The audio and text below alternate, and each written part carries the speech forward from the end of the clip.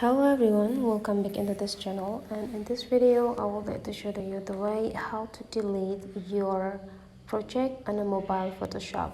So that you just need to visit your Photoshop on your mobile phone. Hopefully you already installed it, so just visit your app library and in the search section go type the Photoshop and you will see, or you will find this PS Express, and then you just need to click it to open it.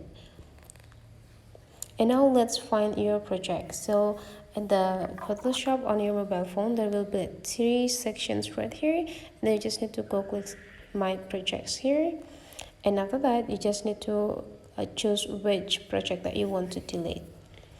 If you want to delete this, you just need to go click these 3 small dots and go click delete. Confirm that you want to delete the project, and this project will be deleted. So you can do that for the rest of the project that you want to remove from the Photoshop on your mobile phone. So that's the way, guys, how to delete the project on your mobile Photoshop. Hopefully this tutorial today is useful for you, so don't forget to leave some comment, like and subscribe into this channel, and I will see you for the next video.